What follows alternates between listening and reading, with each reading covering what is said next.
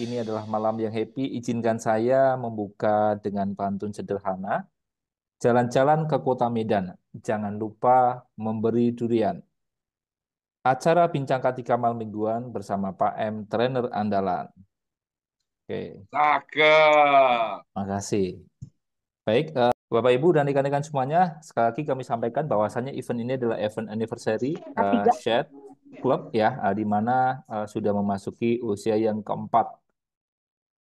Temanya adalah sedekah ilmu terkait dengan komunikasi K3 yang cerdas dan berdampak yang akan disampaikan oleh Pak Emmanuel Eko.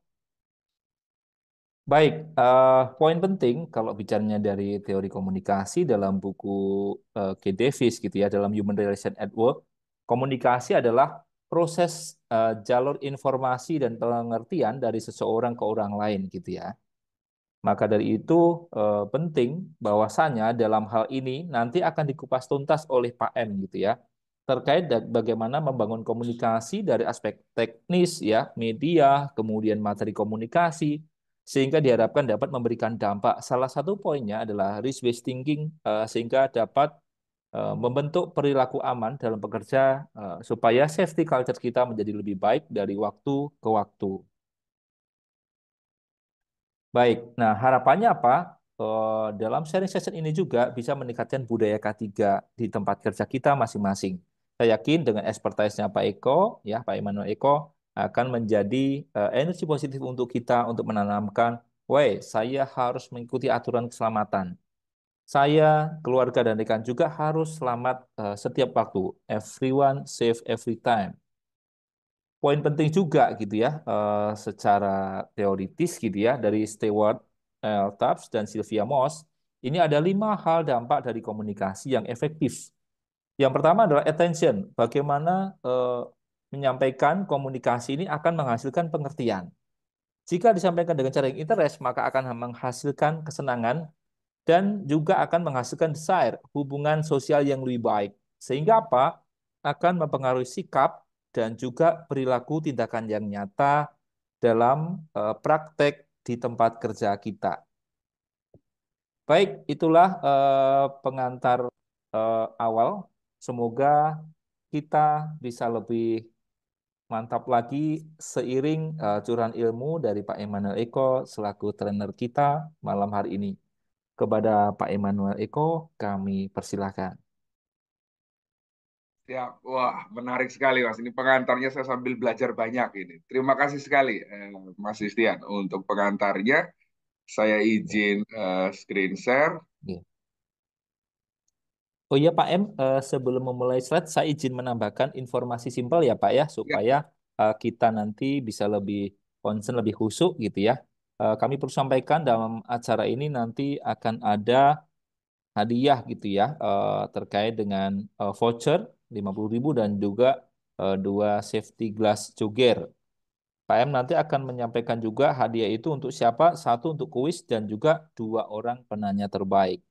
Tidak lupa pula untuk yang paling sering ikut dalam acara segah ilmu, nanti di akhir sesi akan diundi untuk mendapatkan sepasang sepatu joger. Demikian Pak M, tambahin cakep. informasi. Terima kasih. Saya kembalikan Pak M untuk melanjutkan sharing Siap. session malam Baik, hari terima ini dalam kasih. rangka setengah ilmu. Terima Iya. kasih. Nanti di awal saya sampaikan materi, saya coba sharing, kita diskusi. Nanti di akhir sesi, monggo. Kalau ada yang saya yakin rekan-rekan ingin menambahkan, ingin juga untuk sharing, monggo, silakan. Nanti kita buka untuk sesinya dan nanti di akhir kita tutup dengan kuisis. Saya sudah siapkan untuk kuisisnya. Saya izin share screen.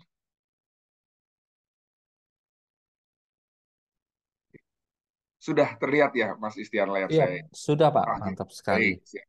Kita mulai rekan-rekan.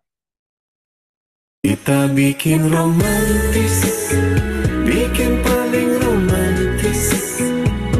Sambil bermain mata turun ke hati, hatinya jatuh.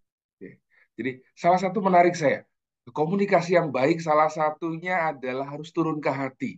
Karena ketika komunikasinya tidak turun ke hati, bagaimana kita bisa yakinkan komunikasinya berdampak? Apalagi ini malam minggu, kita bikin romantis rekan-rekan training.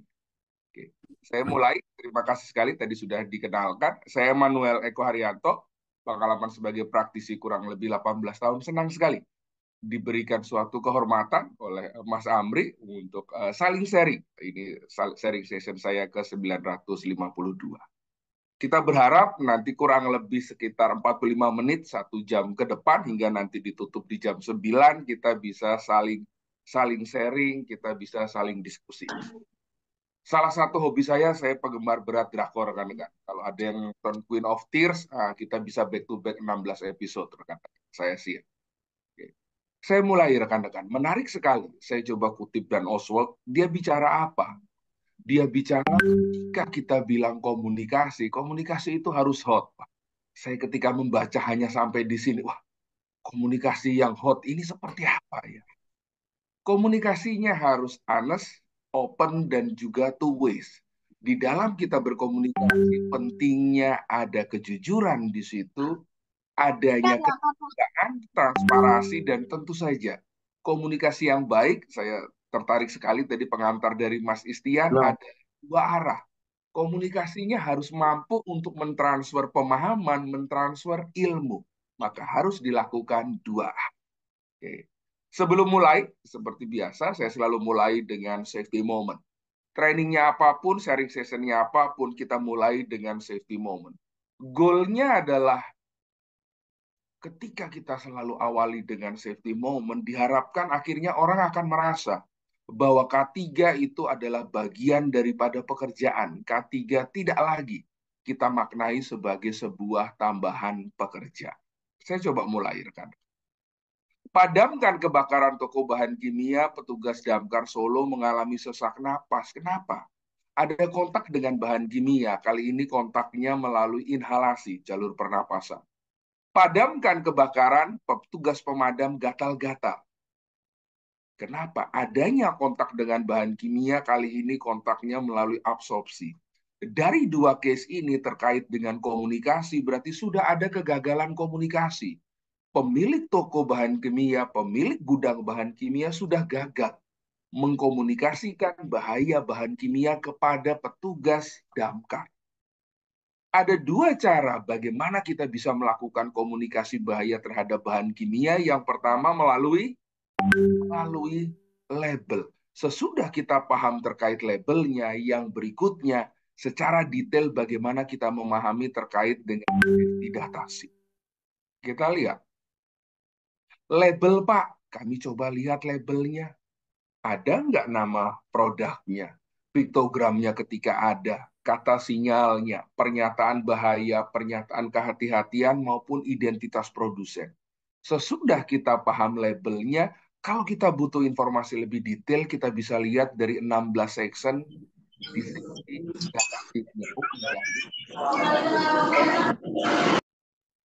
Pertolongan pertamanya kami akan lihat, Pak, dari section 4, penanggulangan kebakarannya ada di section 5.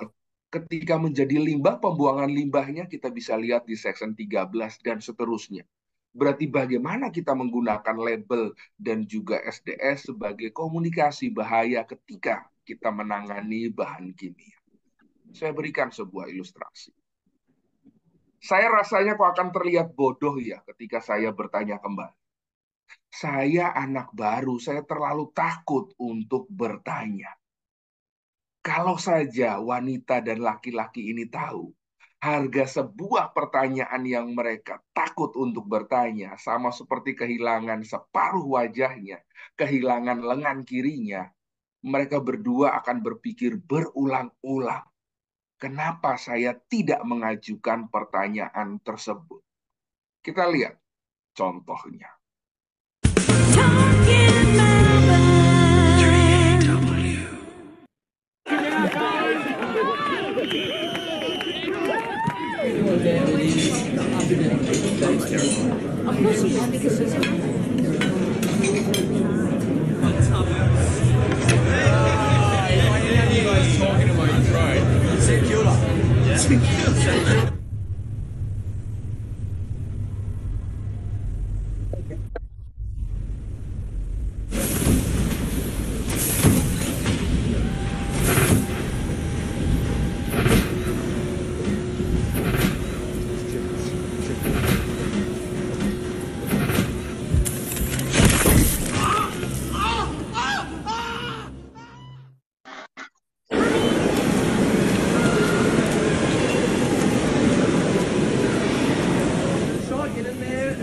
Perfect. Okay, nice. And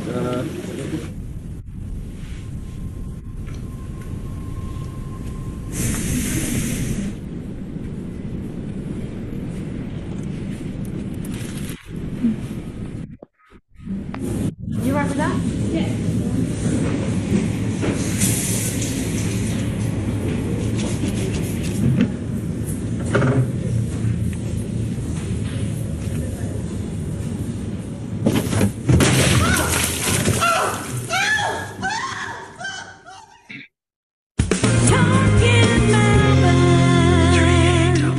Kita bisa lihat, kalau saja laki-laki tadi ketika mesinnya jam, dia melakukan yang biasanya 3 poin yang kita selalu ingat, stop, call, wait. Kalau saja dia menghentikan pekerjaan, kemudian dia menelpon atau dia meminta orang yang otorisasi untuk melakukan perbaikan dan dia menunggu, mungkin dia tidak akan kehilangan lengan kirinya. Kalau saja wanita tadi ketika membaca label ada hal yang dia ragu, kira-kira ini pernyataan bahayanya apa ya? Pernyataan kehati-hatiannya yang harus saya lakukan apa tindakan pencegahan? Kalau saja dia bertanya, mungkin separuh wajahnya tidak akan dia sembunyikan sepanjang hidupnya. Jadi safety moment kali ini kita bicara pentingnya komunikasi bahaya bahan kimia melalui label dan juga safety data. Oke, kita mulai.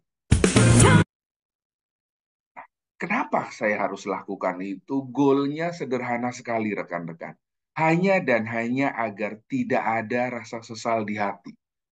Rekan-rekan, Bang Istia, saya selalu bilang kalau bicara rasa sesal itu ada 4 kriterianya. Kok ada 4 kriterianya, Pak? Ada namanya rasa sesal 1 hari. Wah, apa Pak penyesalan 1 hari? Itu ketika kita masak nasi kemudian jadi bubur. Besoknya kita bisa perbaiki. Yang kedua, ada penyesalan 1 bulan. Apa penyesalan 1 bulan? Ketika kita salah potong rambut. Bulan depan kita bisa perbaiki, kita bisa datang ke tukang potong yang berbeda. Penyesalan 1 tahun. Dulu ketika kita sekolah, mungkin kita nggak naik kelas. Kita bisa perbaiki di tahun berikutnya. Ada penyesalan 1 hari, penyesalan 1 bulan, penyesalan 1 tahun, dan yang terakhir adalah penyesalan seumur hidup. Penyesalan seumur hidup. Ketika kita melihat rekan kerja kita bertindak tidak aman. Mandiworo Indonesia utawi Kepalu di Paguron Ilmu Jiwa. Ketika kita melihat penyesalan seumur hidup adalah ketika kita melihat rekan kerja kita bertindak tidak aman dan kita tidak menegurnya. Kita mungkin berharap semoga saja dia sadar dan tidak melakukan hal tersebut. Tapi ternyata itu kali terakhir kita berjumpa dengannya. Penyesalan itu kita akan bawa seumur hidup. Jadi kita pastikan bagaimana ketika kita melihat segala sesuatu, kita harus berkomunikasi. Apakah itu kita memberikan apresiasi, ataukah itu kita memberikan intervensi? Kita mulai. Latar belakangnya apa? Kita bicara terkait dengan safety communication. Saya coba ambil dari sebuah film yang buat saya cukup bagus sekali. King's Speech. Di sini bicara terkait dengan komunikasi. Raja George ke-6 menuju ke tahta. Pada raja ini terkenal apa? Gagap sejak usia 4 tahun.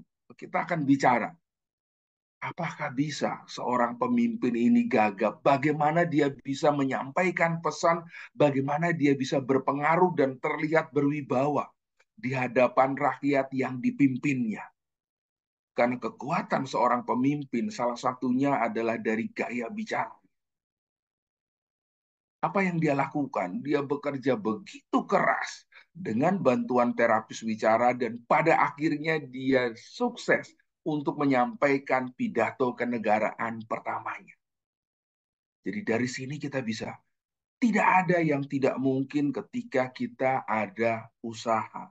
Kita mungkin tidak dapat menentukan arah angin, tapi kita bisa menentukan arah layar. Berikutnya, saya coba berikan sebuah ilustrasi menarik.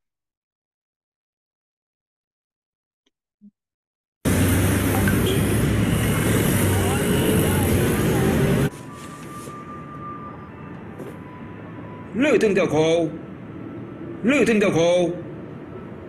我台里明明老死，我都落針，一百個都做後生都跳啊！我台里 Lựa mình kéo nó mới hò hò nó ăn mò nó bồi. 做咩可跳我嘅歌？可能我做聲聲沙入喎。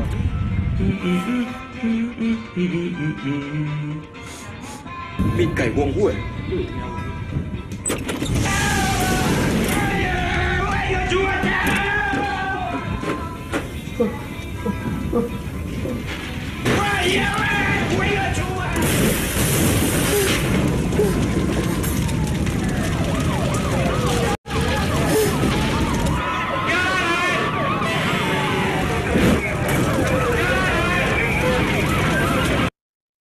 Kira-kira, saya tanya rekan-rekan, kira-kira rekan-rekan tetap bertahan atau loncat? Kita bertahan atau loncat, rekan-rekan? Loncat. Pasti loncat. Pasti loncat. Padahal kalau loncat, rekan-rekan, kan rekan-rekan bisa lihat ada begitu banyaknya jarum yang melekat pada tubuhnya. Bertahan apa loncat? Loncat, Pak. Kayak Loncat, Pak. Loncat. Oke, kebanyakan kita semua memilih loncat. Saya kadang-kadang melihat di sini. Saya sempat bertanya, pengobatan yang pakai tusuk jarum itu apa ya namanya ya? Aku mundur ya? Oh, aku puntur. Kita lihat rekan-rekan. Berarti apa rekan-rekan? Sudah ada kegagalan komunikasi.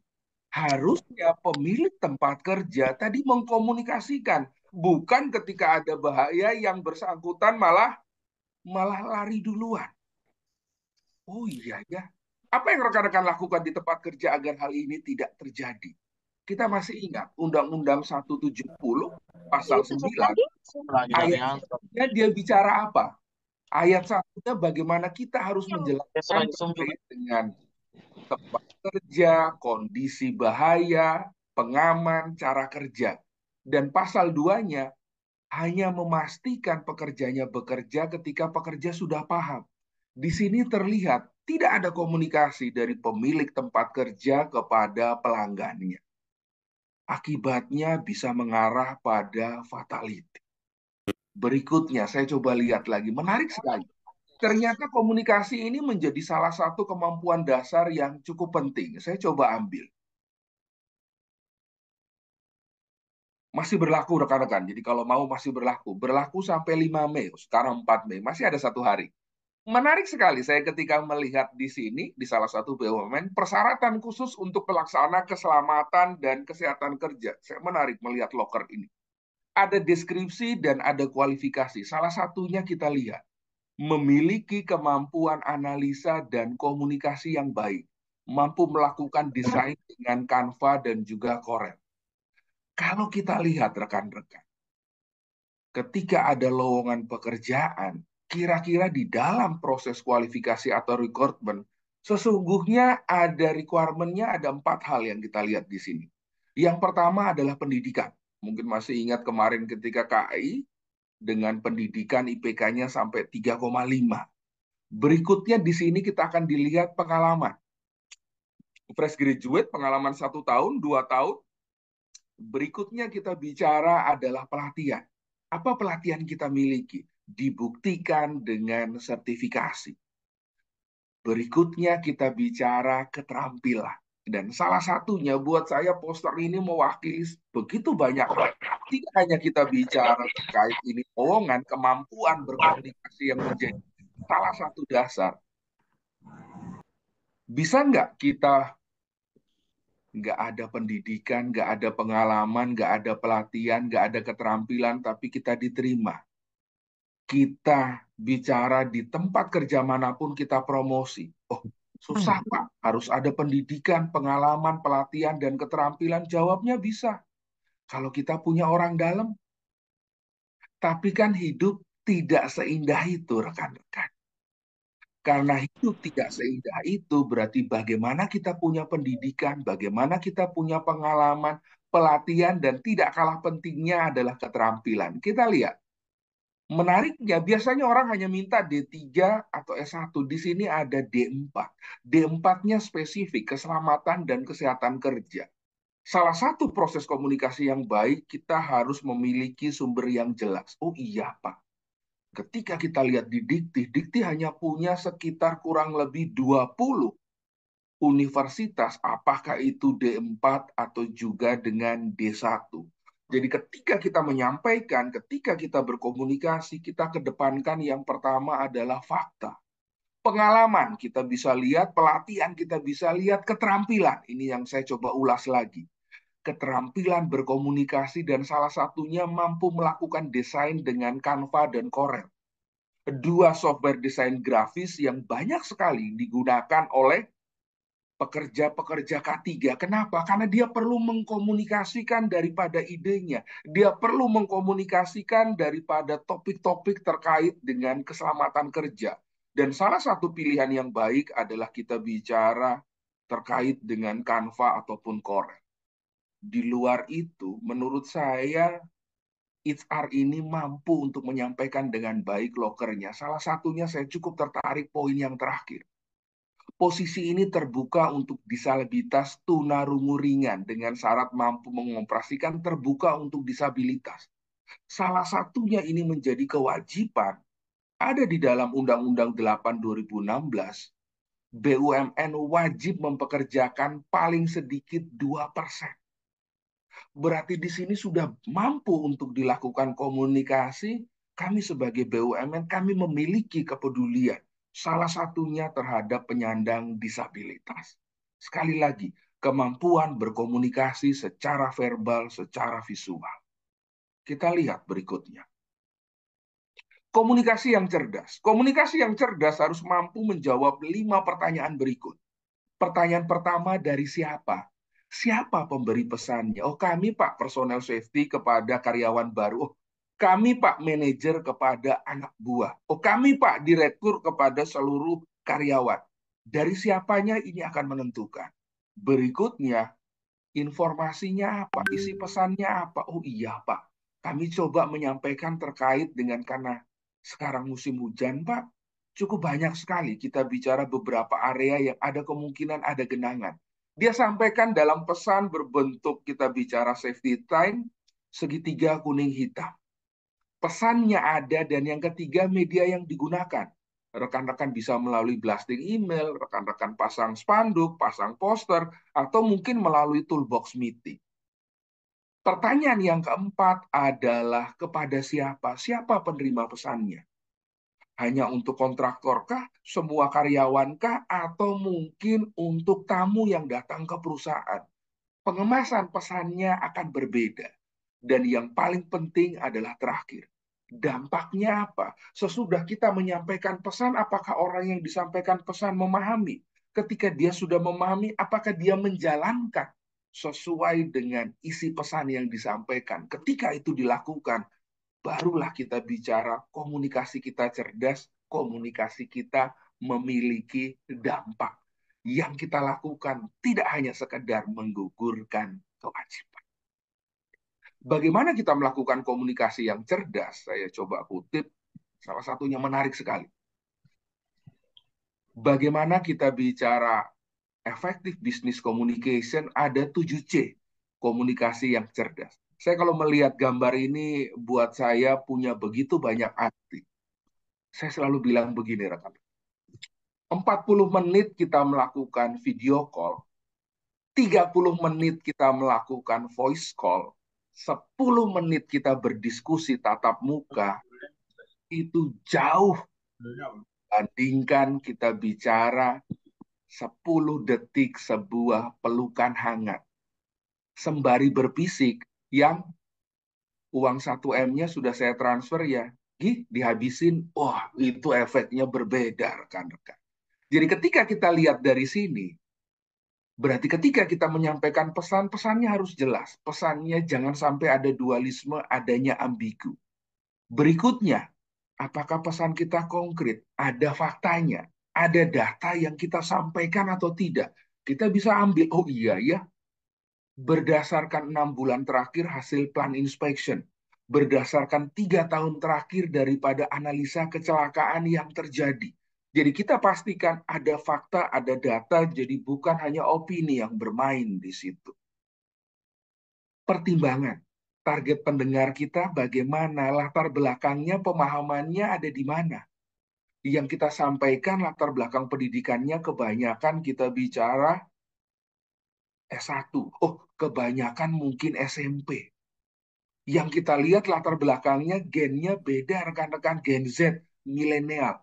Pemilihan kata, pemilihan daripada kita bicara tata bahasanya akan berbeda. Yang keempat, sebaik apapun pesan, pesannya harus kita sampaikan dengan sopan. Yang kelima, komplit. Jangan terputus-putus, pastikan 5W1H-nya terjawab.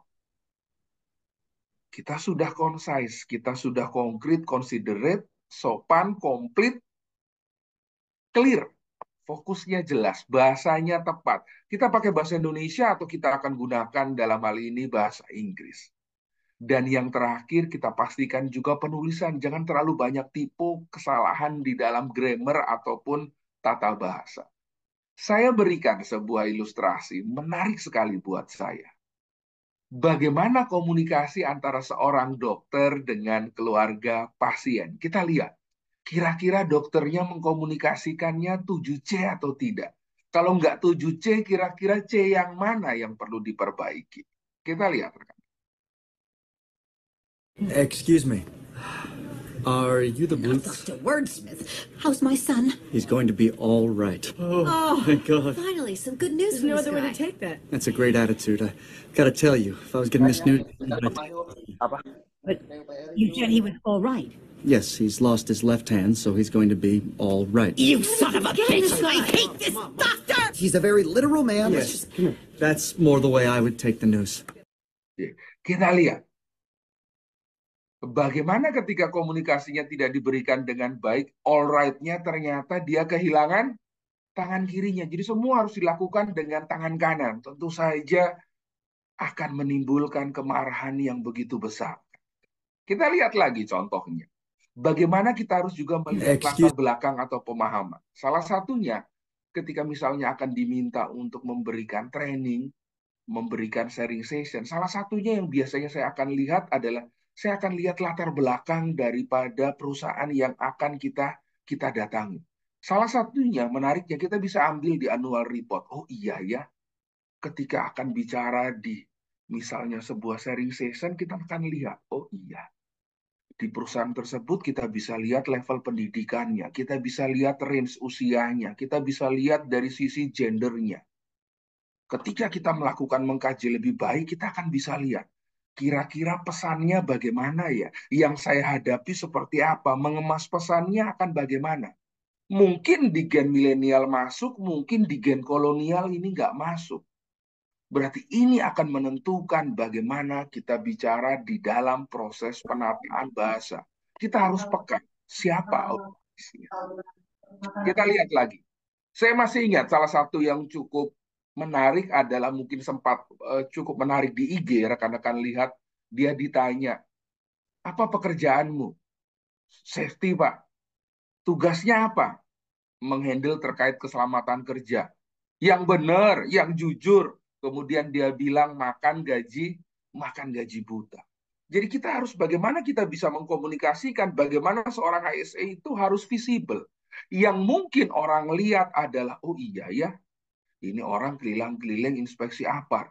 Oh iya ya, input data man hour untuk kita bicara frekuensi rate, severity rate. Oh iya ya, keliling periksa izin kerja, periksa hot work, periksa confined space. Oh iya ya, ada customer pasti orang safety mendampingi, apalagi ketika customer visit atau customer audit. Oh iya ya, udah sejauh mana rekap untuk permintaan safety sus. Oh iya Pak, minta safety shoes-nya dari Jogger. Oh iya, rekapnya udah sejauh mana? Kita lihat. Review JSA, oh sudah waktunya Pak untuk direview. Buat undangan, oh iya, orang safety kalau udah mau minggu kedua, ini pasti ngirim undangan. P2, K3 meeting. Ada insiden Pak, tugasnya orang safety datang, pasti akan interview saksi kecelakaan. baik itu saksi langsung ataupun saksi tidak langsung, ini mungkin yang dilihat orang.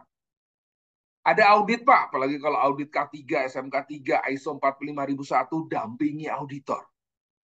Patrol, kira-kira karyawan dipakai nggak safety shoes-nya, dipakai nggak full body harness-nya. Apalagi yang mungkin orang lihat. Update izin, Pak. Oh iya, Pak. Alat angkat angkutnya udah mau jatuh tempo, Pak. Kita bicara riksa uji bencana tekan tangki timbunnya. Kita bisa lihat. Pasang poster. Udah waktunya bulan K3, kami pasang, Pak, poster. Kami pasang spanduk. Training karyawan baru, memberikan safety induction. Melakukan pengukuran kebisingan area kerja ataupun nanti kebisingan personel. Memimpin adanya toolbox meeting. Ini mungkin yang orang lihat. Tetapi yang tidak orang lihat, yang kita rasakan, bagaimana kita bisa mengemas sebagai seorang K3, apa yang sesungguhnya terjadi di belakang. Bagaimana ketika kita sebagai orang safety, orang HSE, kita sebagai advisor, bagaimana kita harus memberikan masukan dan rekomendasi ketika ditanya karyawan, ketika ditanya oleh atasan. Analisator, sejauh mana kepekaan kita melihat bahaya, apakah bahayanya risikonya rendah, risikonya menengah, atau risiko tinggi. Pengendalian risikonya seperti apa ketika kita bisa fokus mungkin dari eliminasi, substitusi, dan engineering control. Center of knowledge, bagaimana kita menjadi tempat berdiskusi, kita harus menjadi role model. Investigator, kita mencari akar permasalahan. Salah satu yang terlihat mungkin hanya interview. Trainer, pasti kita harus menyampaikan apa pemahaman yang kita miliki kepada rekan kerja. Kita menjadi asesor ataupun kita menjadi inovator, menjadi kreator, sama kayak Mas Istian, konten kreator. Anda bisa lihat.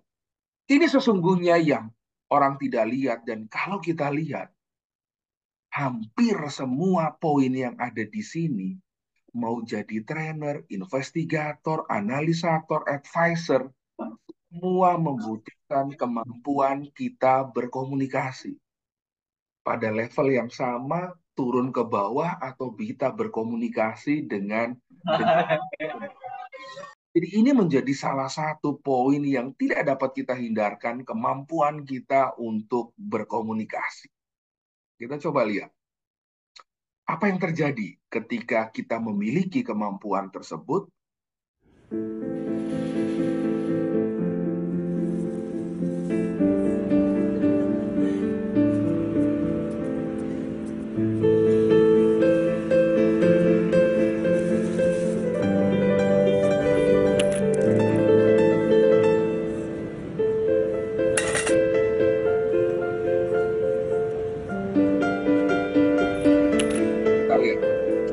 Dari tulisan I'm blind, please help, kita lihat apa yang terjadi.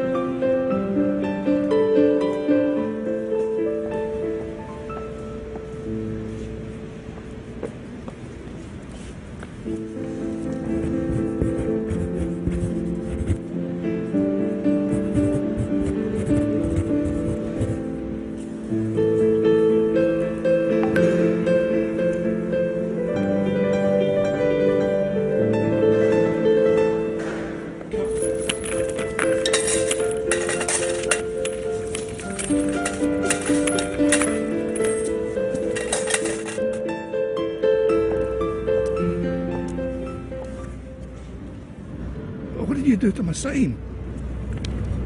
I wrote the same, but in different words. Thanks, love.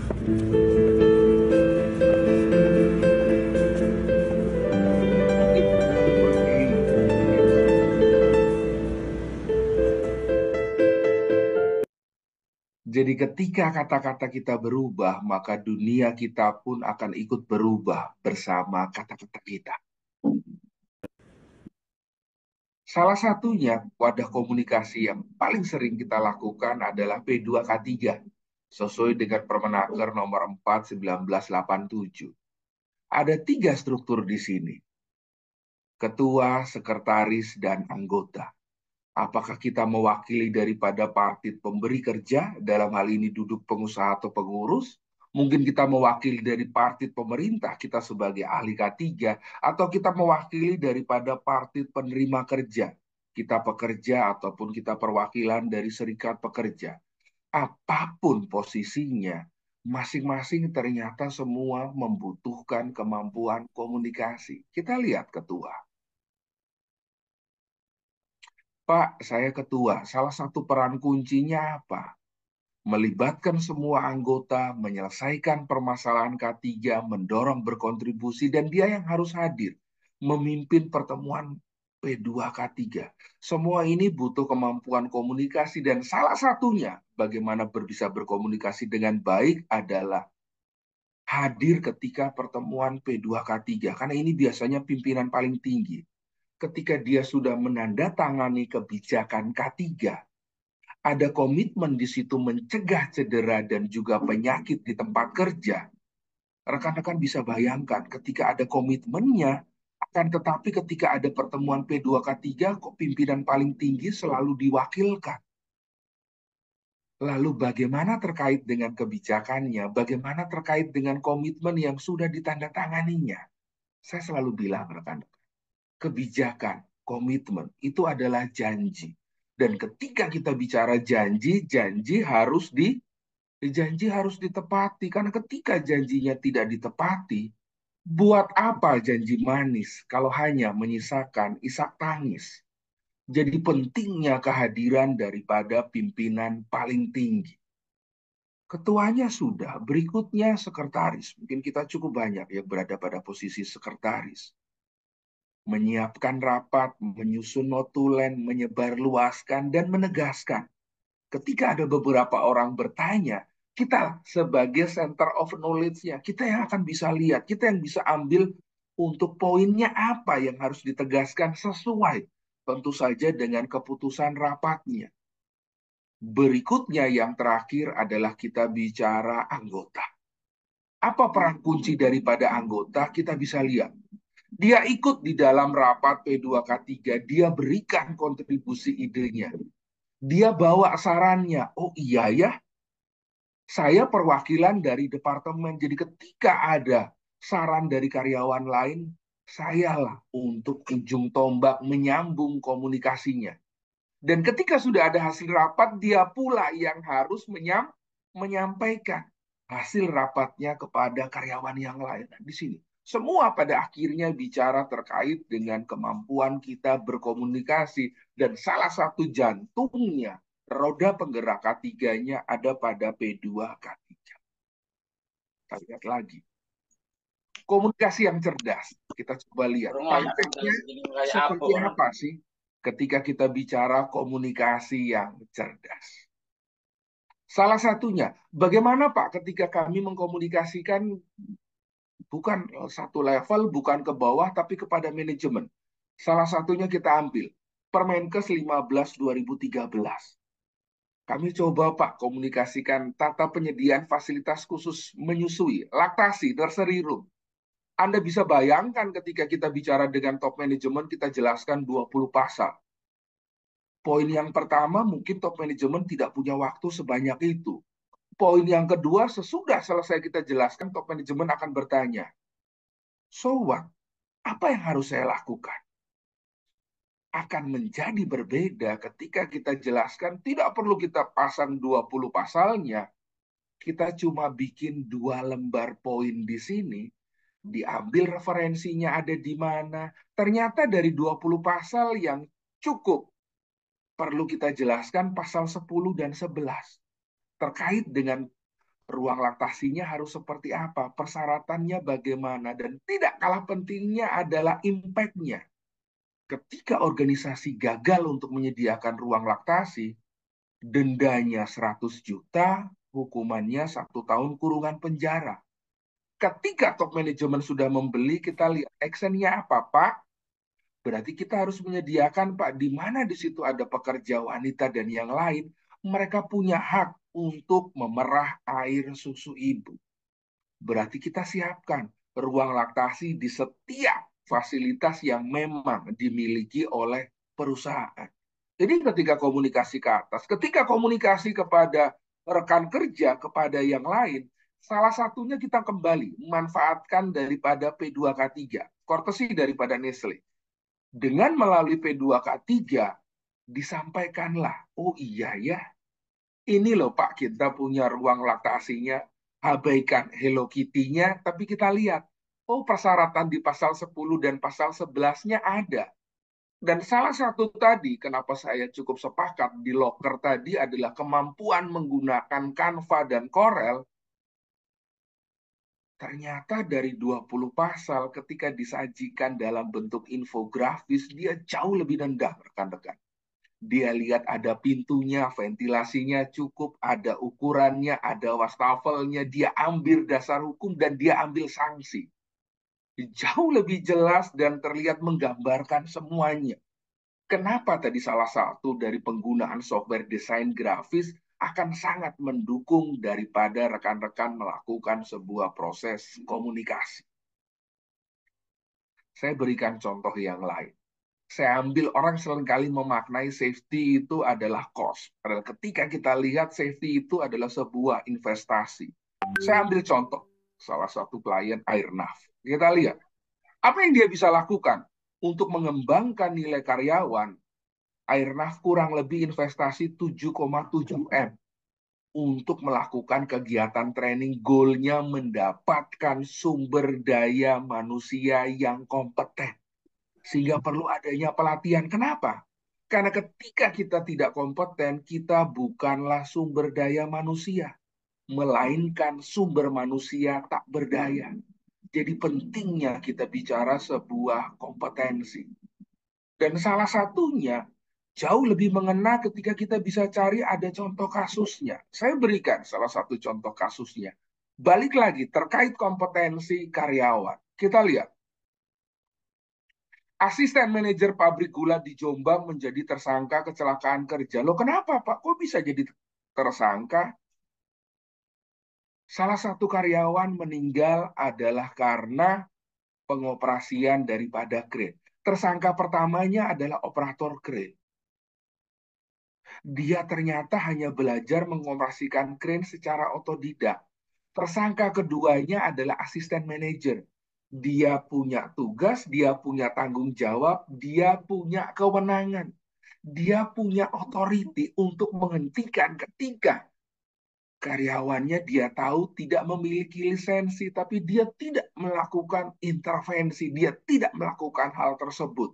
Maka dia menjadi tersangka yang kedua. Di sini, pentingnya stop work authority, pentingnya kita melakukan intervensi. Dan agar jauh lebih jelas, ketika hanya bicara di sini, ini kan cuplikan koran, Pak. Apakah memang benar operator krennya harus punya lisensi, tidak boleh belajar secara otodidak? Maka sebagai personal safety kita coba lihat, faktanya bilang apa? Oh iya ya Pak, diatur Pak, di Permenaker 8/2020 K3 angkat angkut ketika kita lihat di pasal 140-nya jelas. Harus dilakukan personel yang mempunyai kompetensi dan kewenangan. Salah satunya ini tadi kita bicara operator kren. Kan jelas rekan-rekan. Kita menyampaikannya jelas, kita bicara akan diterima. Safety adalah sebuah investasi. Jangan dilihat cost-nya. Karena ketika terjadi, tidak ada yang jauh lebih berharga daripada jiwa manusia. Apa komunikasi yang dilakukan untuk memastikan salah satunya terkait lisensi? Saya kumpulkan dari berbagai sumber. Menarik sekali bagaimana proses komunikasinya. Bahwa saya memang personel yang kompeten, saya memiliki lisensi. Saya ambil contoh. Orang K3 pasti selalu lekat dengan safety helmet. Di dalam safety helmetnya ada begitu banyak sekali komunikasinya. Saya punya kompetensi Pak, first aider certificate. Saya train untuk fall protection, saya train untuk electrical safety. Berikutnya, karena Mas Istian dari tambang, saya coba ambil. Kira-kira di tambang seperti apa? Nanti mungkin bisa ditambahin atau dikoreksi Mas Istian. Oh iya, Pak. Salah satunya kami punya kimper, kami ada main permitnya, kami sumbernya. Ini salah satu bentuk bicara bahwa saya sudah punya otorisasi. Berikutnya kita lihat, Pak, kami ada pekerjaan panas, Pak. Kalau pekerjaan panas berarti harus ada Ini pacak dah yang observasi, api itu nah. Pak. Iya, ya, ada. Ketika dia menggunakan face berarti Ini dia taruh mana kayak terotorisasi sebagai kita bicara firewall. iya kok soalnya Lagi kita lihat adalah, oh iya ya, saya operator forklift, Pak. Oh iya. Kita mungkin nggak akan lihat lisensinya pasti dia ada, tapi ketika ada di seragam bahwa dia operator forklift, oh iya ya. Ini menyampaikan tadi kewenangan terkait dengan penggunaan pesawat angkut. Itu coba menarik salah satunya yang di-share di Vale. Oh iya ya, kami punya Pak EHS kompetensi card. Ada apa kompetensinya? Berlakunya sampai kapan? Buat saya ini menarik sekali. Mengkomunikasikan bahwa memang ketika melakukan seseorang memiliki kompetensinya. Kita lihat lagi komunikasi yang lain. Pesan keselamatan, saya ambil, saya yakin pasti rekan-rekan di tambang kenal ini, saya ambil dari Mas Belpas. Kita lihat. Menarik sekali dilakukan, mereka kenal dengan pelangi. Buat saya ini menarik. Pesan keselamatan minggu ini diambil dari poin tokoh-tokoh, kemudian tokoh-tokohnya diminta untuk menyampaikan pesan terkait keselamatannya seperti apa. Akhirnya diharapkan adalah karena dari tokoh, berarti mereka akan menjadi role model. Dan di satu sisi ketika tokohnya sudah memberikan pesan, otomatis mereka harus menjalankannya. Dan ini ketika menggerakkannya, satu sisi dari struktur hierarki, top down, ini akan punya dampak yang cukup besar. Dan rasanya kalau saya nggak masukin juga Mas Belpas di sini, kok rasanya ada yang kurang.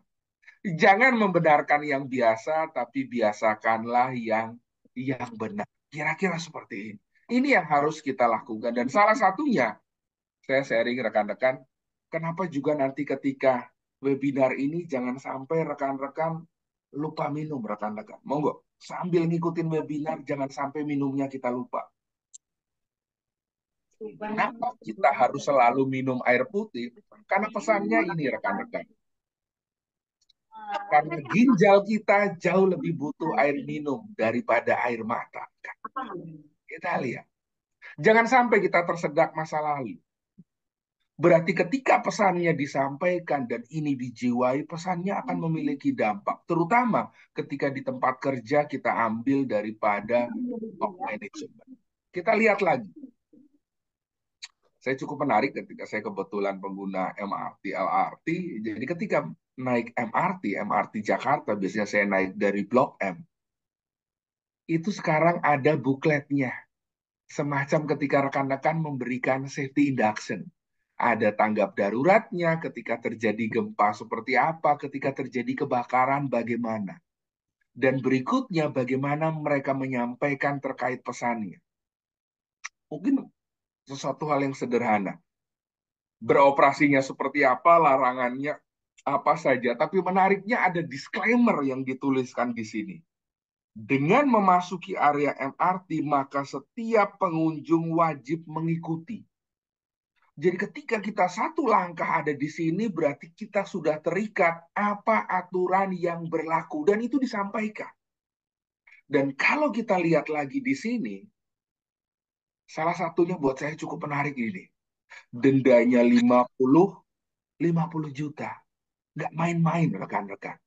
Itu 50 juta kalau saya berikan pentol, saya berikan cilok, itu mungkin setahun makan cilok tiap hari rekan.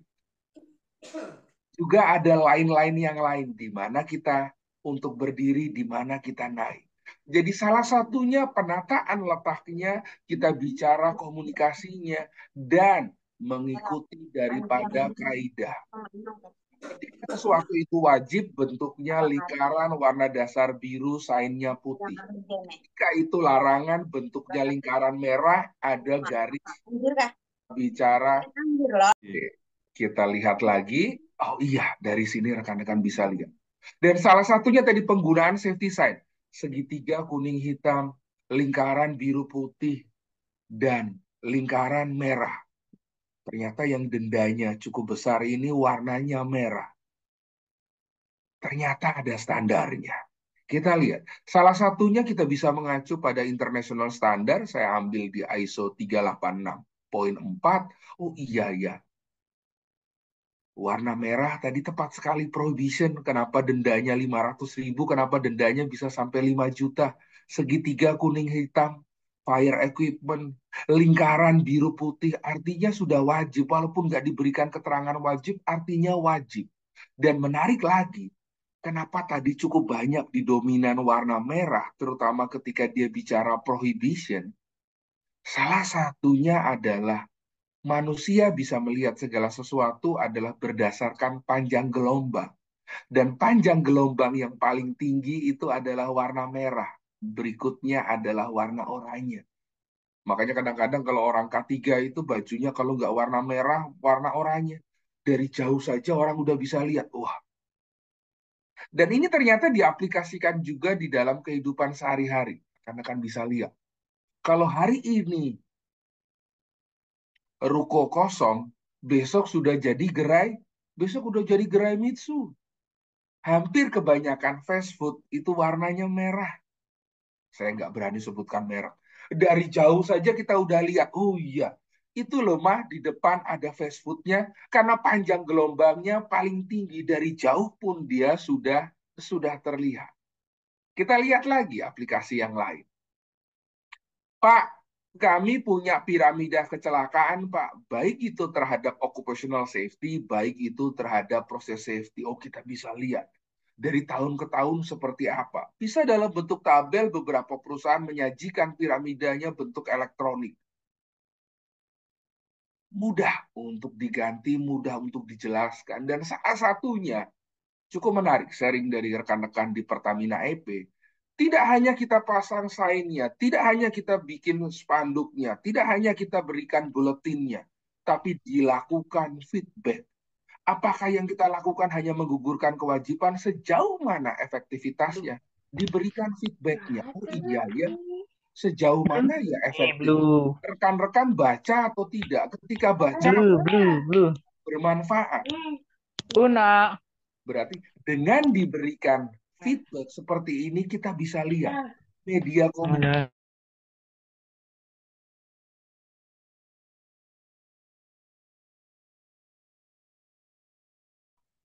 sejauh mana medianya kita bicara memiliki dampak. Jadi pentingnya juga kita coba minta untuk terkait dengan feedback yang dilakukan. Kita lihat lagi. Komunikasi cukup banyak sekali. Salah satunya pasti kita bicara toolbox talk. Pertemuan 5 menit. Safety talk, grand safety talk, dan begitu banyak yang lain. Bagaimana kita menggunakan begitu banyak wadah untuk kita melakukan komunikasi, apakah visual, apakah tertulis, apakah verbal, dan non-verbal, kita lihat. Sesungguhnya safety ini kan sebuah journey. Safety ini sebuah perjalanan. Bagaimana sih kita bisa mencapai zero accident? Rekan-rekan bisa medianya refreshment training, bisa toolbox meeting, bisa lakukan health talk, bisa medianya komunikasinya dengan stop work authority. Kita lakukan intervensi.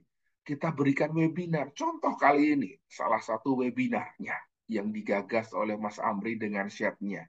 Rekan-rekan berikan safety induction. Ada lesson learn, Pak. Kami punya safety stand down. Kami punya safety alert. Kita bicara adanya rapat P2K3 1 kali setiap bulannya. Rekan-rekan juga pasti akan ada halangannya. Mungkin ada yang tidak hadir, ada yang hadir tapi kurang perhatian. Nah inilah bagaimana kita mencoba memaksimalkan sarana komunikasi yang ada. Saya berikan salah satu contohnya. Menarik sekali apa yang dilakukan terkait dengan ini. Bagaimana melakukan proses komunikasi? Dilakukan dengan start meeting.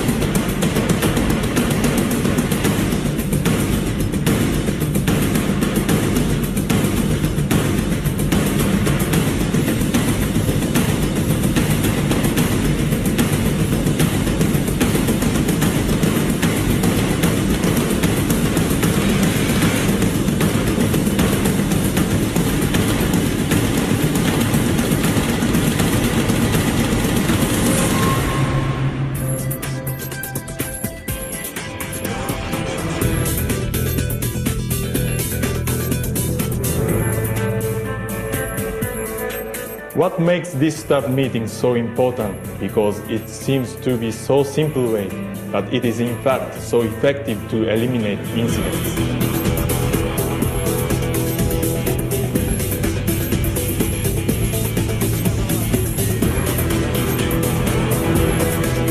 Before we begin this competition, we have to train all the workers outside on how to conduct StarCard meeting effectively.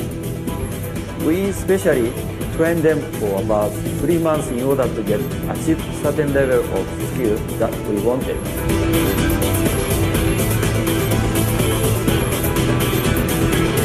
We touch them in personal, encourage them to make this start meeting as a habit.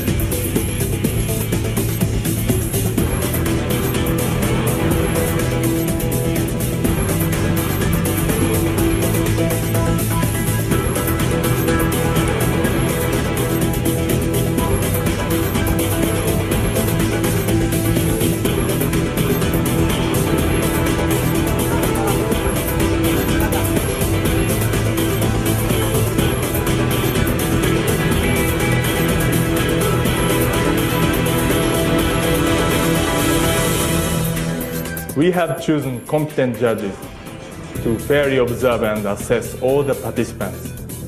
Only the best group will win this competition.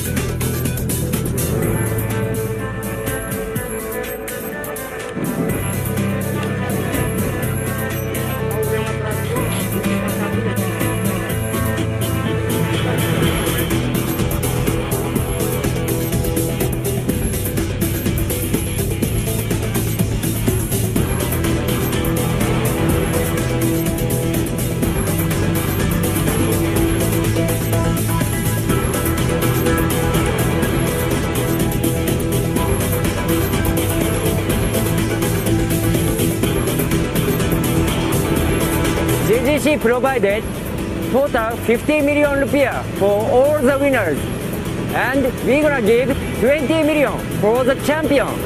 It could be your team.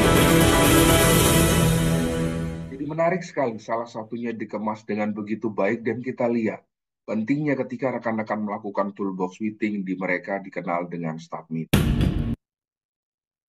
Saya coba ambil salah satu lagi. Buat saya ini cukup menarik karena saya yakin rekan-rekan begitu erat terkait dengan LinkedIn. Saya biasanya bawakan ini ketika memotivasi rekan-rekan yang baru lulus atau rekan-rekan yang mungkin berkeinginan untuk berpindah haluan. Oh iya Pak, saya kayaknya ingin mencari tempat yang lebih baik. Salah satunya the power of LinkedIn, ketika kita terbuka untuk opportunity, kita pasti akan lihat begitu banyak rekan-rekan atau mungkin ada di antara kita yang berkalung hijau. Open to work. Poinnya apa? Kita bisa lihat di sini. Di LinkedIn sana ada jutaan orang yang berkalung hijau. Apa yang membuat kita berbeda? Pendidikankah? Pengalamankah? Keterampilankah? Atau kita bicara pelatihan? Jadi bagaimana kita coba melihat? Karena kalau hanya bicara open to work, semua orang bisa melakukan hal yang sama. Hanya orang gila yang mengharapkan hasil yang berbeda tetapi melakukan cara yang sama secara berulang. Salah satu yang menarik sekali, saya berdiskusi dengan Mbak Fitri, apa yang dia lakukan? Dia bikin open to work, tapi menariknya, balik lagi tadi dengan kemampuan Canva-nya, dia bikin. Saya seperti apa latar belakangnya, pengalaman kerjanya, apa saja sih portofolio, dijelaskan portofolio demi portofolio. Project yang dia sudah berikan, deliverable-nya seperti apa. Canva-nya mungkin hanya 12 slide, tapi 12 slide Canva-nya bisa merubah nasib Mbak Fitri 12 bulan ke depan, mungkin 12 tahun ke depan. Dan apa yang terjadi, rekan-rekan lihat. Ini saya ambil beberapa minggu yang lalu. 174 komen, 159 repost. Kita tanya, mungkin rekan-rekan yang pernah posting, mungkin apakah pernah sampai 159 repost? Saya rajin posting tiap minggu saja, belum pernah ada 159 repost, rekan-rekan. Berarti kita bicara apa? Kemampuan komunikasi itu bukan hanya sekedar science, tapi kita bicara ada state of art-nya, ada seninya, rekan-rekan. Dan bagaimana kita coba menyampaikannya agar kita bisa tidak hanya kita sama dengan yang lain, tapi kita bisa berdiri menyeruak di antara kerumunan. Dan kadang-kadang tidak butuh begitu banyak kata, kadang-kadang hanya dibutuhkan satu kata. Tetapi katanya keluar dengan ikhlas, kata-katanya merupakan hal yang keluar dari hati, sehingga ketika kita melakukannya dari hati, percayalah, itu pasti akan menyentuh hati. Saya berikan ilustrasi. Bang! Dek! Ah!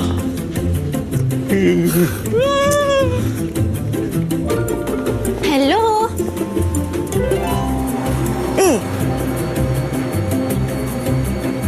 Bro. There? One word is all you need. Weh. Take time to take care of your colleagues, and everyone can get home safe and healthy.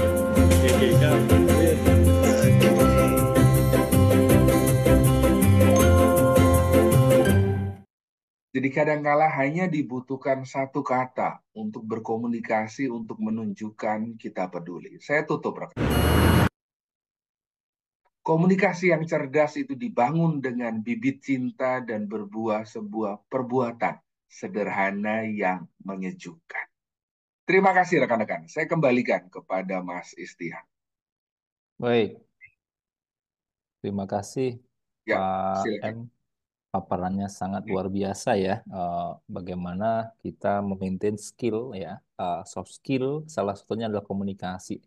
Sehingga diharapkan dari paparan tadi bisa menjadi oleh-oleh kita ya dan penyemangat kita tentunya bagaimana menjadi pribadi dan teamwork yang kreatif, inovatif dan solutif supaya goals-nya dalam organisasi itu bisa tercapai gitu ya. Sinkron ya diterima dengan bahasa yang clear. Mengapa penting supaya tidak terjadi pekerjaan yang berulang, ya persepsi yang salah, karena persepsi yang salah itu bisa saja salah tafsir, salah eksekusi. Selain pekerjaan berulang, muncul cost yang muncul tambahan, at least extremely, jika terjadi insiden, maka kalau hitungan matematikanya bisa jadi sangat jauh lebih besar ya, karena kegagalan dari aspek komunikasi. Baik, luar biasa. Kita berikan aplaus dulu untuk Pak Emmanuel Eko, narasumber kita yang luar biasa kali ini. Terima kasih. Baik, berikutnya ini mohon konfirmasi Pak Amri, ini apakah kuisis dulu atau tanya jawab dulu ya Pak Amri ya? Tanya jawab Kalau mungkin. iya, jadi kalau boleh kita sembari tanya jawab karena kan kuisisnya cukup banyak orangnya. Sembari kita tanya jawab di kolom chat saya paste link untuk kuisisnya. Jadi kita Oh, baik. paralel. Iya. Rekan-rekan boleh masuk ke link kuisisnya, nanti masukin namanya nama asli ya rekan-rekan biar nanti ketika klaim hadiahnya bisa. Kita ambil satu orang pemenang. Silakan rekan-rekan, sembari rekan. Sambil diingatkan, Pak Ya. Christian. Siapa? Amri? Baik. Sambil diingatkan hadiahnya. Oke, baik. Teman-teman, kami menyampaikan ya, tadi di awal kita sampaikan untuk hadiah ada voucher senilai 50.000 dan 2 safety glass ya, terkait dengan joger gitu ya. Safety glass joger ya, sangat menarik sekali ya. Kemudian nanti akan hadiah itu untuk pemenang kuis ya, dan juga 2 orang penanya terbaik. Oke, berarti kita tanya jawab dulu ya Pak M ya. Iya. Oke, baik Bapak Ibu dan rekan-rekan, saya rasa materi sangat luar biasa ini diharapkan ada momentum penting untuk tanya jawab. Kita berikan kesempatan 2 penanya dulu. Silahkan bisa rasain. Oh, ini ada Pak Iqbal Gunawan. Silahkan Pak Iqbal Gunawan, bisa open voice atau mungkin open video jika memungkinkan dan jaringan bagus. Selamat malam Pak M. Makasih Selamat Pak Esen. malam, Pak Siap, Iqbal. Ya, Pak M, nanya satu pertanyaan dari saya adalah ketika kita bekerja di luar dunia safety atau misalnya kayak di rumah sakit ataupun di puskesmas gitu. Nah, terkadang ketika saya pribadi pernah punya pengalaman ketika diingatkan rekan kerja saya untuk misalnya melakukan kegiatan yang berbahaya ataupun mempunyai resiko untuk dalam bekerja, itu mereka malah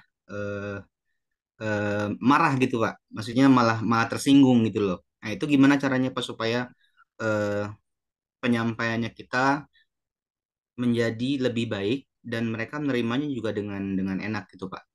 Iya. Saya kira begitu Pak. Terima kasih. Baik.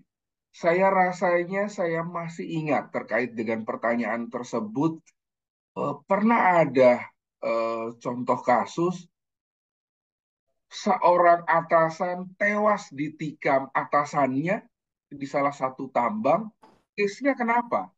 Atasannya mengingatkan yang bersangkutan, sesungguhnya yang bersangkutan salah. Dia mengemudikan membawa kendaraan di luar daripada otorisasinya. Dia diingatkan, tetapi karena mungkin cara untuk mengingatkan yang tidak sesuai, akhirnya atasannya ditikam. Saya berikan ilustrasi case-nya. Saya masih ingat pertanyaannya. Rekan-rekan bisa lihat, saya ambil di sini. Tidak terima dimarahi, sopir truk perusahaan tambang tikam atasannya hingga tewas, rekan-rekan. Ini kejadian nyata. Jadi poinnya apa? Mungkin yang disampaikan itu memang benar. Dia membawa unitnya tanpa berkoordinasi kepala, pengawas, dan juga pengawas langsungnya. Tetapi balik lagi ketika kita bicara komunikasi dengan 7C, salah satunya kita bicara kita juga harus peka. Bagaimana kita melihat juga adanya courtesy, adanya kesopanan. Maksudnya benar, tetapi ketika disampaikan dengan tidak benar, caranya tidak elok, mungkin orang akan kehilangan, akan kabur maknanya seperti apa. Dia mungkin ada banyak masalah, dia mungkin sedang dalam kondisi capek ketika mungkin kita mengingatkan, dan situ mungkin pemilihan kata-kata yang tidak pas yang timbul case-nya contoh seperti tadi. Jadi benar-benar kalau saya boleh kita kembali, memang cukup susah untuk mempraktekkan, tapi 7C-nya bagaimana kita bisa lihat. Pesannya ringkas, tidak ambigu, adanya fakta, memperhatikan juga latar belakang, dan disampaikan dengan nada yang sopan. Kira-kira seperti itu. Semoga bisa menjawab, Mas. Siap, Pak. Terima kasih banyak. Baik. Terima kasih. Pertanyaan sudah terjawab dengan clear ya, dan direspon oke dari penanya. Kemudian kita ke penanya kedua dulu atas nama Pak Andi Syahputra. Silakan Pak Andi. Boleh. Monggo Pak Andi. Selamat malam Pak Andi. Selamat malam Pak M. Iya, kalau ingat Pak M, saya ingat belajar sendal jepit sih Pak M. Wih, cakep. Nanti saya tampilin sendal jepit sekali lagi ya Pak ya. Iya. Silakan Pak Andi. Iya. Saya beberapa slide yang ditampilkan sama Pak M tadi, ada yang menarik sampai pada Saya apakah nanti Pak M setuju atau tidak? Ini relate dengan kemarin kan dari Kementerian Tenaga Kerja juga baru launching program K3 Nasional ya 2024 menuju sampai 2029. Saya ada baca di situ tantangan terbesar terkait dengan program K3 itu sendiri secara nasional adalah penegakan hukum Pak M. Jadi mungkin tidak di saya coba memotong kompas ya seperti shortcut aja dari beberapa pengalaman dari beberapa masalah yang kita jumpai di perusahaan ini sebenarnya terkait sumber atau salah satu masalahnya adalah untuk bisa menyelesaikan ini semua adalah kepastian hukum atau penegakan hukum Pak M. Jadi kita misalnya kalau di dalam perusahaan itu sendiri yang salah misalnya adalah sepupunya manajer, kemudian ada hubungannya dengan direktur, kita nggak berani tuh mau nge-SP 1 atau SP2 kan gitu. Atau jangan-jangan juga misal ada beberapa perusahaan yang kenal dengan kementeriannya itu sendiri udah terbakar sekalipun sebenarnya nggak kena tindakan apa-apa tuh gitu. Jadi menurut saya dari baik top down dan bottom up-nya, apakah Pak Iman nanti setuju atau tidak adalah ini kepastian hukum dan penegakan hukum gitu. Jadi kalau memang benar-benar pada akhirnya seperti itu, ya saya kembali akan menjalankan prinsip Pak M lagi, ya belajar dari sendal jepit begitu. Thank you Pak M. Ya, siap. Terima kasih sekali. Jadi pertanyaan yang cukup menarik kita bicara kadang-kadang terkait dengan kepastian hukum. Sejauh mana kita bicara kepastian hukum dan ketika kita bicara tadi bagaimana juga tidak hanya di akhir proses penegakannya tetapi kita bicara juga bagaimana untuk proses sosialisasinya. Saya berikan satu contoh terkait dengan tadi kepastian hukum. Saya ambil salah satu contoh case. Ternyata case ini terjadi salah satunya hanya dan hanya karena ketidaktahuannya. Saya berikan contoh.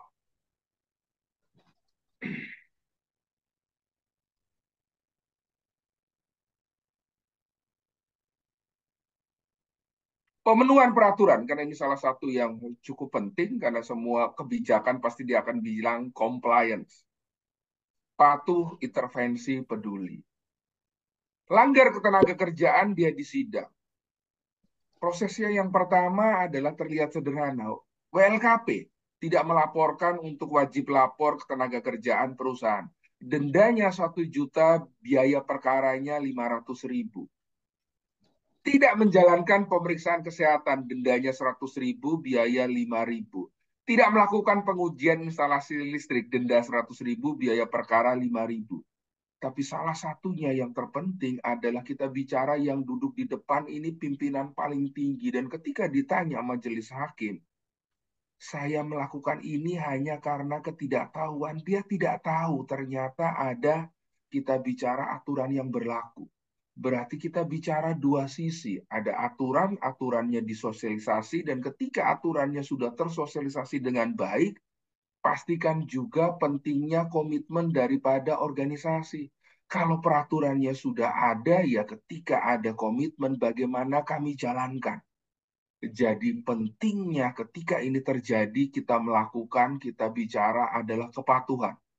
Salah satu hal yang menarik kalau saya boleh ambil, salah satunya yang diterapkan rekan-rekan di Pertamina, daripada golden rule-nya, golden rule yang pertama adalah kita bicara comply. Sebelum dia bicara intervensi, sebelum dia bicara peduli, golden rule yang pertama adalah kita bicara patuh. Jadi ini amat sangat ditekankan, oh iya ya Pak. Pertama patuh. Ini yang harus menjadi dasar saya Anda patuh pada hukum, kebijakan, dan prosedur. Baru dilanjutkan dengan intervensi, baru terakhir peduli. Oh iya. Berarti hanya dan hanya bisa dilakukan ketika ini dijalankan.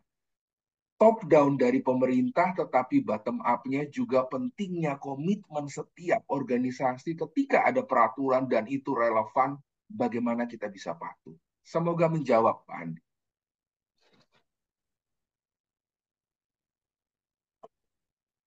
Baik, Pak Andi Saputra, ada tanggapan? Oke ya Pak ya? Baik. Saya Terima sembari kasih. share ya, Pak. Iya. Silakan Monggo. Pak M.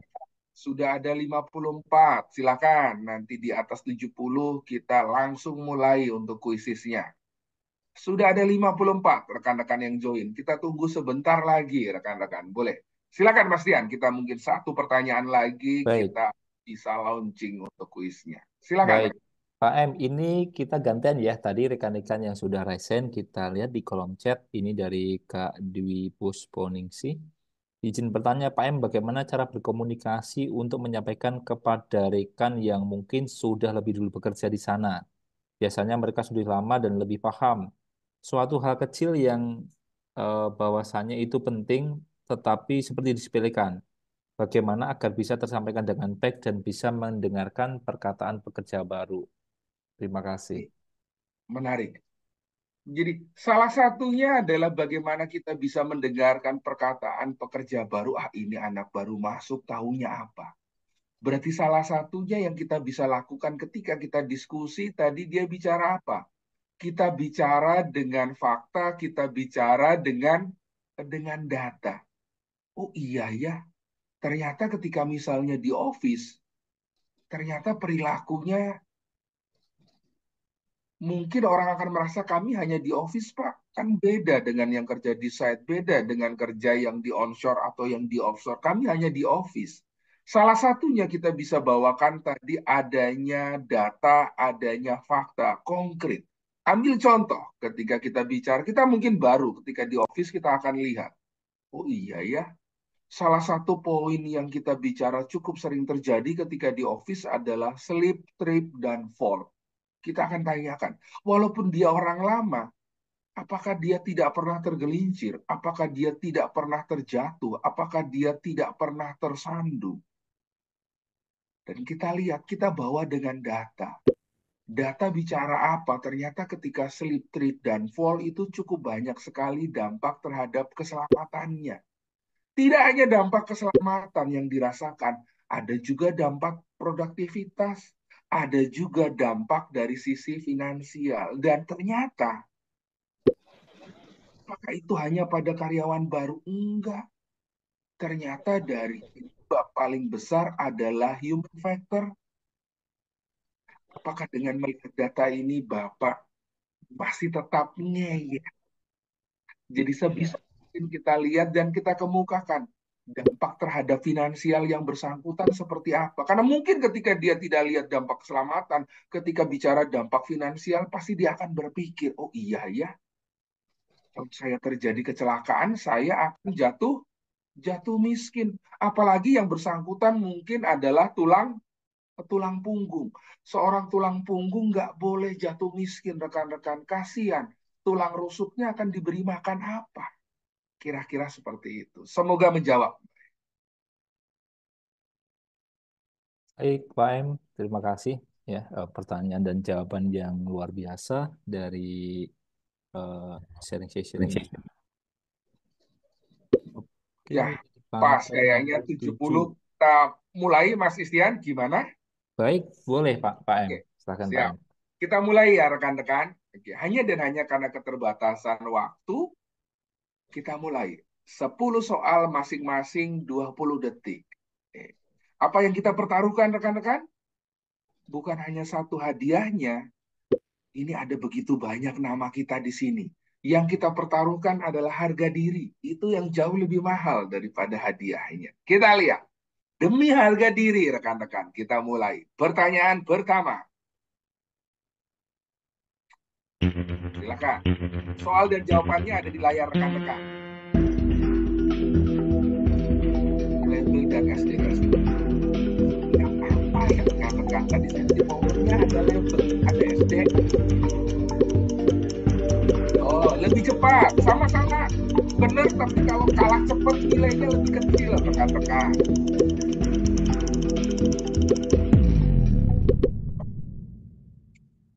Kita lihat. Wih, Mas Ari ada di atas, rekan-rekan. Iya.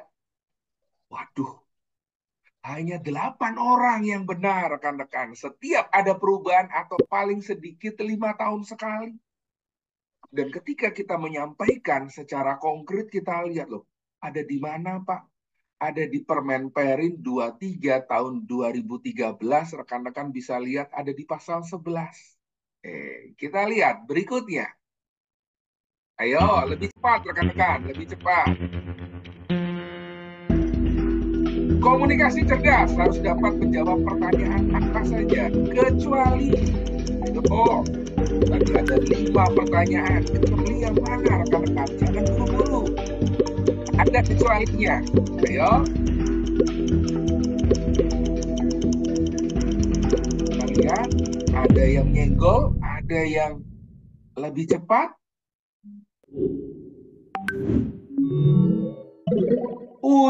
Disalib Mas Khairil ada di atas rekan-rekan, silih berganti. Oke, kita bicara kapan? Tidak termasuk, tepat sekali. 25 orang benar. Berarti komunikasinya berhasil nih. Lebih banyak yang benar, rekan-rekan. Pertanyaan ketiga, ayo masih panjang, rekan-rekan. 7C, melihat target pendengar, latar belakang pemahaman. Rekan-rekan. Yang dilihat kadar pendidikannya, gendernya, usianya. Yuk, lebih cepat, lebih cepat. Kita lihat, kayaknya setiap kali pertanyaan suaranya beda-beda ini, silih berganti. Wih, Mas Agung Gumilar. Oke. Belum pernah ada yang bertahan 2 pertanyaan. Ayo rekan-rekan, ini berarti ketat sekali pertarungannya. Benar-benar harga diri. Pertanyaan keempat.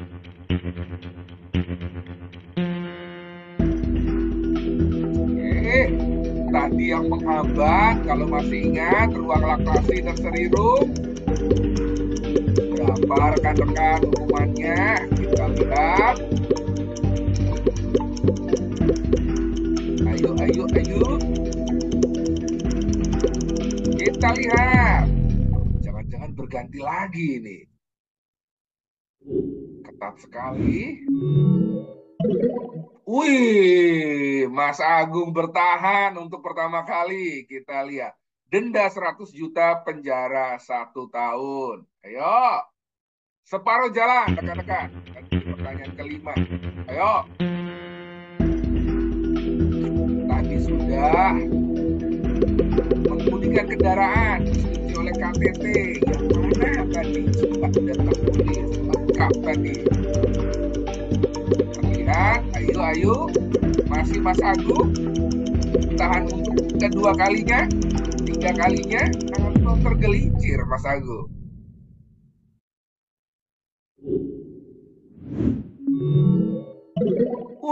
Tergelincir Mas Agung, Mas Gebrian. Oke. Simper rekan-rekan. Kita lihat pertanyaan ke-6. Ayo. Nah, ini rekan-rekan, Imlek kemarin kita lihat. Ini salah satu juga melihat latar belakang peserta kayaknya dari tulisnya jago Mandarin. Kita lihat. Ada yang benar, jangan salah semua, atau hanya keberuntungan rekan-rekan. Kita lihat.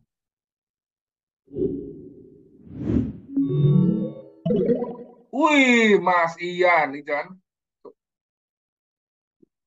Kita lihat rekan-rekan, hebat sekali ternyata. 18 orang rekan-rekan yang benar. Wah, ini berarti tidak hanya bahasa Indonesia, bahasa Inggris. Wah, bahasa Mandarinnya jago ini Mas Distia. Kita lihat. Pertanyaan ke-7. Ayo rekan-rekan. Rekan-rekan sering pasang. Mungkin tidak ada di presentasi saya, tapi rekan-rekan sering lakukan. Apa rekan-rekan? Dalam 1 poin. Kita lihat. Apalagi kalau perusahaan-perusahaan berlatar belakang kiblatnya ke Jepang, biasanya ini dilakukan. Kita lihat. Mas Ian masih bertahan? Atau Mas Ian? Diambil alih lagi oleh Mas Gebrian, rekan-rekan. Ya, 1 point lesson. Oke. Ayo rekan-rekan, 3 lagi.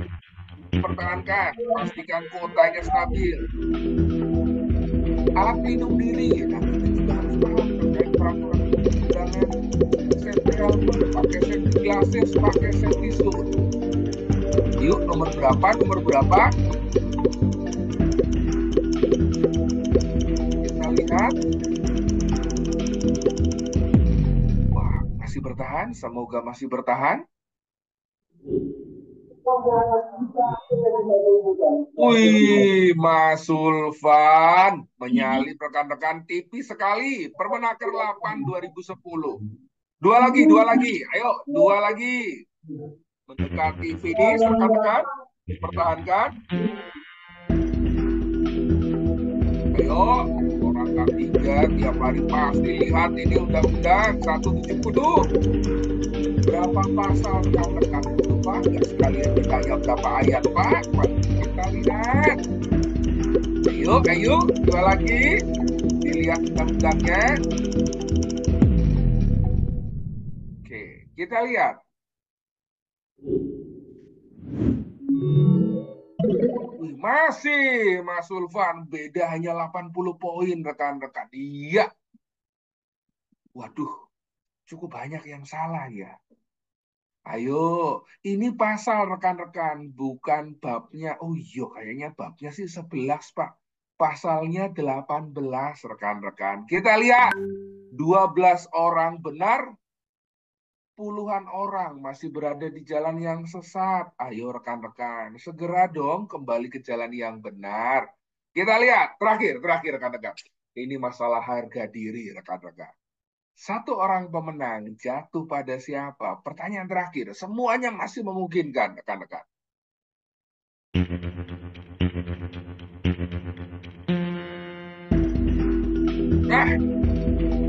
Waduh, Pak, kotak warna hijau tulisan putih tadi artinya apa? Sesuai dengan ISO 38664. Itu ayo, kita lihat. Kesempatan terakhir, rekan-rekan.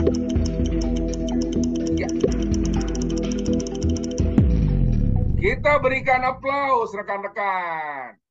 Satu orang pemenangnya jatuh pada siapa? Satu orang pemenangnya. Ya, selamat rekan-rekan buat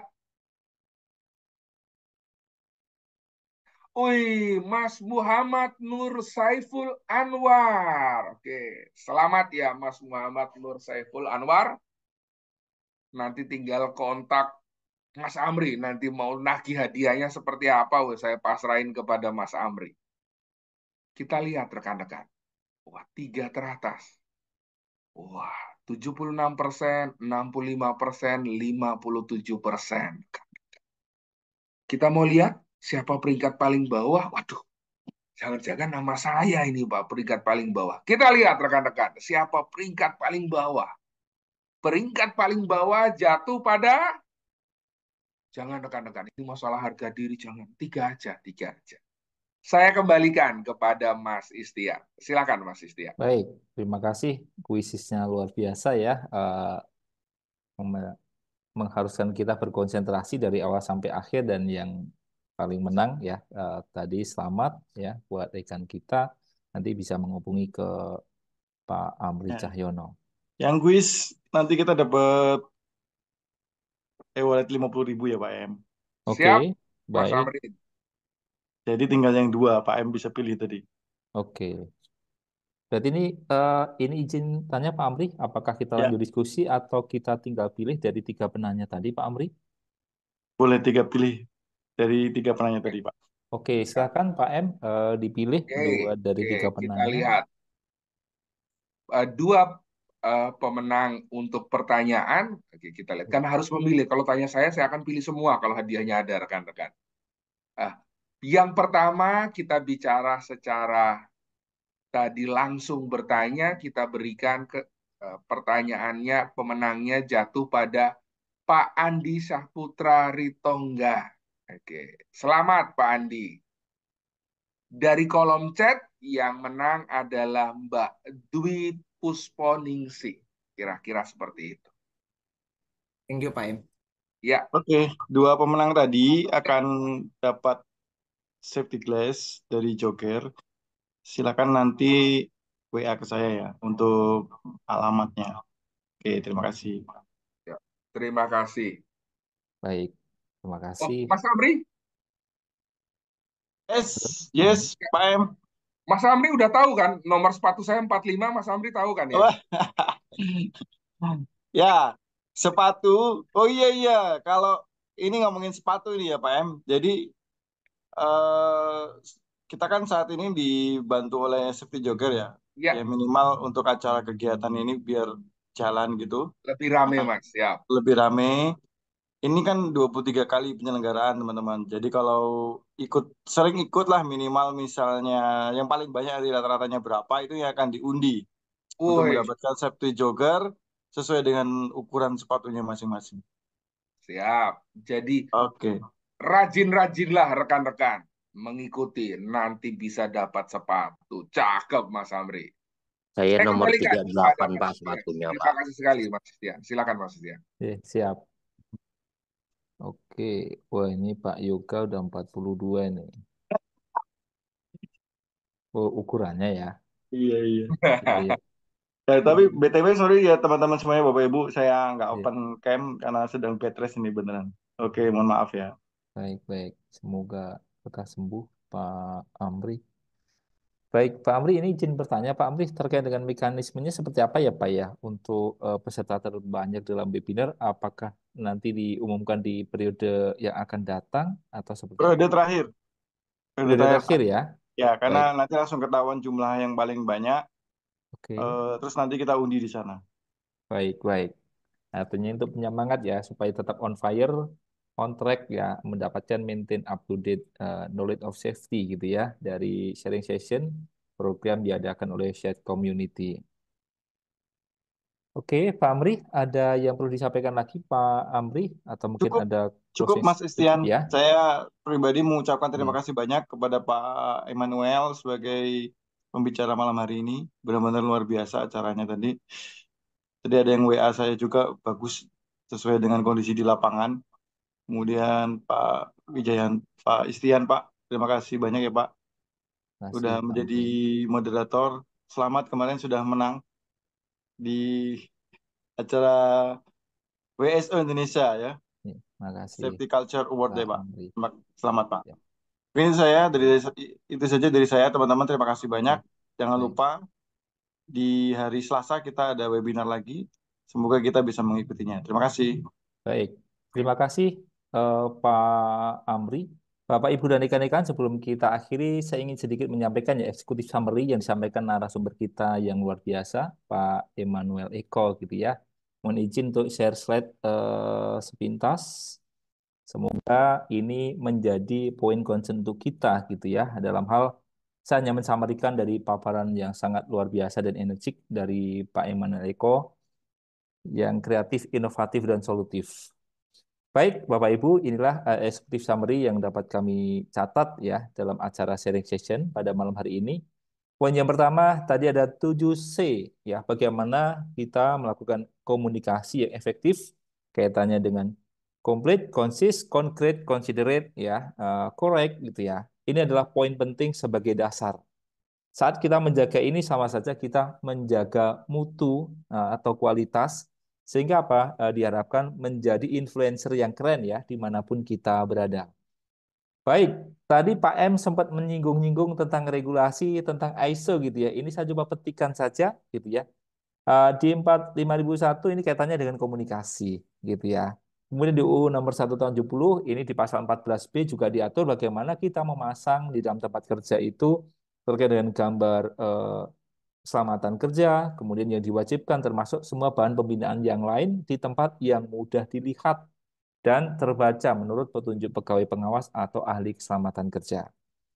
Pak M tadi juga sempat menyinggung terkait di tambang gitu ya. Nah, tadi yang dari disampaikan Pak Belpas gitu ya, 3 Dirjen Minerba itu diatur bahwasannya penyusunan, penetapan, dan penerapan komunikasi keselamatan pertambangan ada beberapa poin. Kita diminta untuk menyusun, menerapkan dan mekanisme dan mengkomunikasikan untuk hal-hal yang berdampak terhadap keselamatan pertambangan kepada pihak yang relevan atau pihak yang terkait. Yang kedua, memastikan semua informasi yang berkaitan dengan permasalahan keselamatan pertambangan yang disampaikan telah dilakukan dengan tepat dan benar menggunakan berbagai macam metode yang disesuaikan dengan jenis informasi apa yang akan kita sampaikan, target atau sasaran dari pihak yang akan kita berikan informasi serta dokumentasi. Yang terakhir adalah mengkomunikasikan apabila terjadinya kecelakaan tambang, kejadian berbahaya, kejadian akibat penyakit tenaga kerja, penyakit akibat kerja termasuk kondisi darurat ya, serta hal-hal yang berdampak dengan keselamatan pertambangan.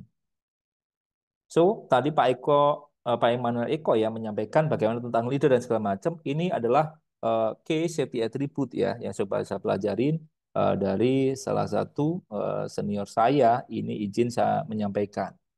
Poinnya, leader harus melihat root cause dari insiden, tidak boleh mengeblame. Ya.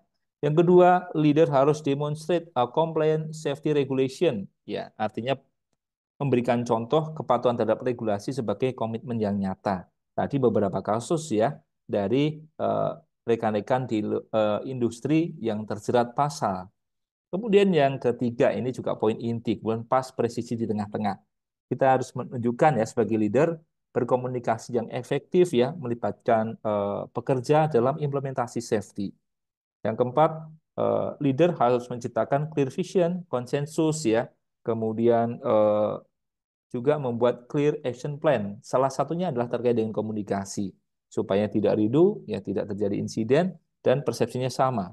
Termasuk salah satu poin bagian dari komunikasi adalah bagaimana seorang leader mampu memberikan apresiasi terhadap positive safety culture. Contoh, terima kasih Anda sudah bekerja aman hari ini. Besok lanjutkan lagi. Oke, next. Di sini ada poin penting juga ya yang perlu kita sampaikan juga. Komunikasi ini juga menentukan bagaimana kaitannya dengan organisasi harus memahami kebutuhan akan safety. Pak M sudah mempresentasikan tadi bagaimana regulasi yang disadur dalam satu slide terkait dengan ruang laktasi. Kemudian kita juga harus compliance safety prosedur supaya nanti jangan sampai muncul masalah di kemudian hari. Maintain up-to-date knowledge of safety, artinya seluruh organisasi juga harus paham supaya apa? Saat akan membuat kebijakan program ini efektif dan juga perlu dikomunikasikan dengan bahasa yang clear, termasuk juga bagaimana melakukan pengukuran. Dalam hal terkait dengan informasi insiden atau pelaporan atau hazard atau risk, saat kita tidak berkomunikasi dengan clear, contohnya tadi ya, ibu yang mau memukul dokter gitu ya, itu salah satu practically yang sudah dipaparkan oleh Pak Emmanuel Eko. Sehingga diharapkan momentum ini dari ulang tahun SHAD yang keempat yang jatuh pada hari kemarin ya, kita peringati juga hari ini, bisa menjadi ajang kita lebih kreatif, inovatif, dan solutif, serta kami mengucapkan terima kasih kepada Pak Amri selaku founder SHAD Club ya, dan Pak Emmanuel Eko selaku pemateri yang luar biasa. Baik, Bapak, Ibu, dan rekan-rekan semuanya, semoga sesi ini menjadi sesi yang inspiratif untuk kita semuanya dan menjadi oleh-oleh ini sebagai sekaligus best practice bagaimana kita mengelola komunikasi, dan diharapkan dengan komunikasi yang efektif, para leader ini bisa menunjukkan kemampuan terbaik dalam meng-create kinerja terbaik organisasi sesuai dengan job deskripsinya. Baik, saya rasa itu saja dan terima kasih Bapak, Ibu, dan rekan-rekan sudah concern sampai saat ini dari awal. Kami mengucapkan terima kasih dan apabila ada yang kurang berkenan dari aspek persiapan ya selama proses webinar ataupun menyampaikan, kami mohon maaf dan semoga sukses selalu untuk kita semuanya. Terima kasih. Akhirul kalam. Wassalamualaikum warahmatullahi wabarakatuh. Waalaikumsalam warahmatullahi wabarakatuh. Waalaikumsalam. Banyak rekan-rekan.